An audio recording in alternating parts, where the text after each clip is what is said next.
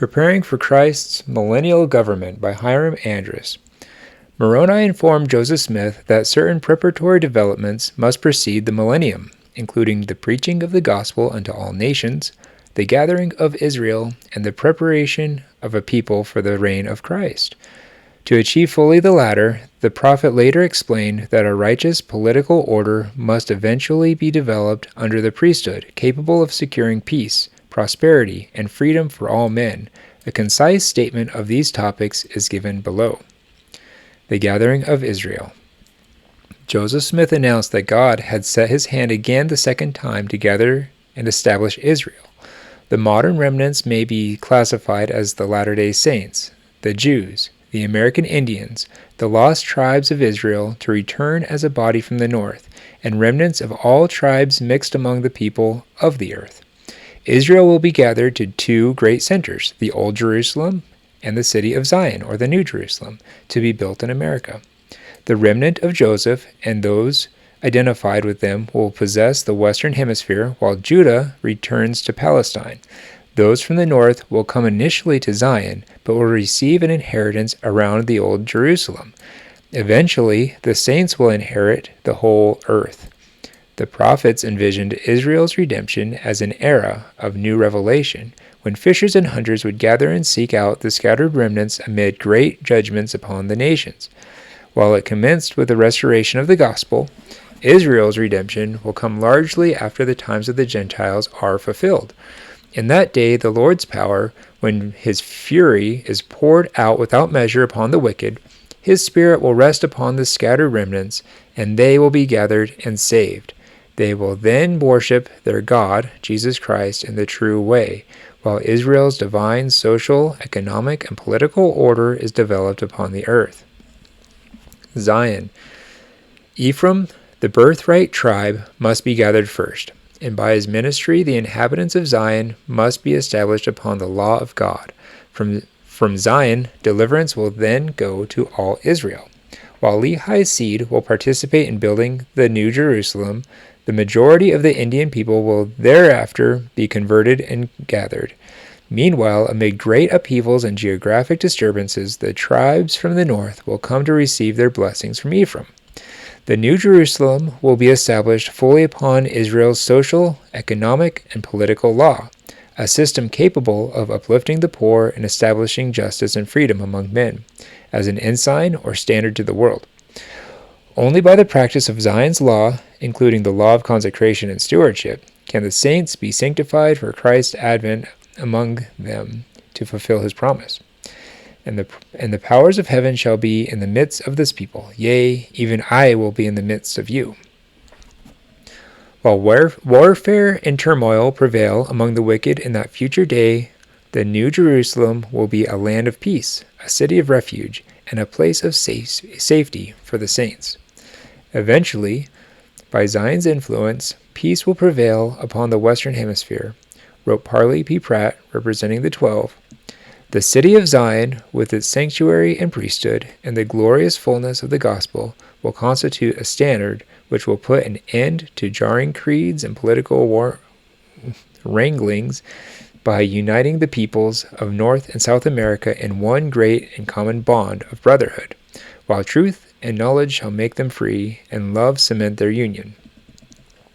Christ's reign on earth. During his appearances in Zion and later at Jerusalem, Christ will establish his government on earth. He will officially be given dominion at Adam on Diamond. From there, his political law will be extended abroad until the decadent nations gather at Jerusalem to oppose its influence. There, in the Valley of Decision, so named because of the issue to be decided, there will commence a struggle which the fate of the nations and empires will be suspended on a single battle. Victory by the Jews, through the advent of Christ, will change the political order in Europe and Asia, as Jerusalem will then become the great center and capital of the Old World. The corrupt systems of the Gentiles will be burned, and the dominion of the heathen nations will be taken away, but the cultures of the latter will remain for a time.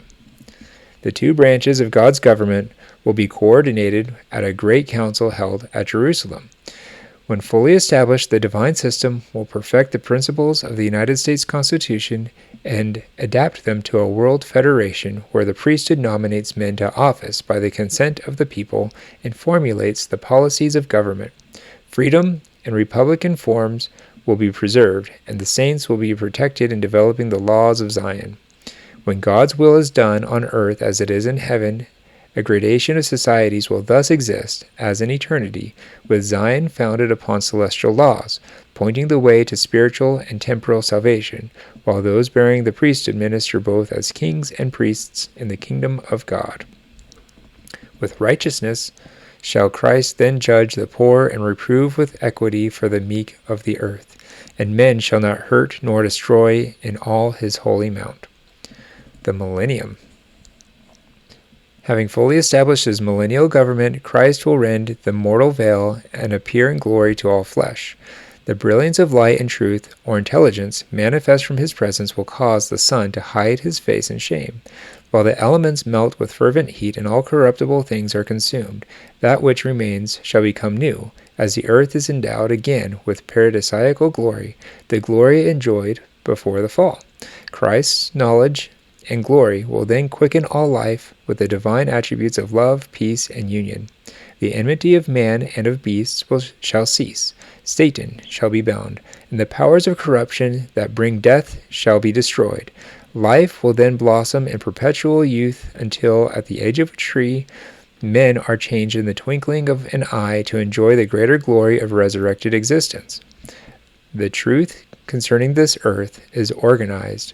Its purpose and its destiny will be revealed in great detail. The bounds and limits of our universe will be explained, and the mysteries of God's relationship to deity will be made known, until the knowledge of God covers the earth as the waters cover the sea. Though Christ and the resurrected saints reign over the earth during the millennium, they will not dwell here, but will visit from time to time to govern and instruct them. The gospel will be preached in power until all men understand its saving truths, and its sealing powers will be utilized to organize fully the human family for eternity. Zion will spread abroad until the earth is united into one grand system of union and love, while peace and freedom reign.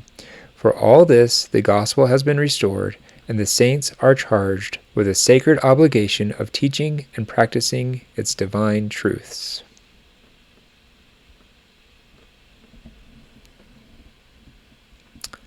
If you think this video is important, or you think other people might appreciate hearing it, please give it a like.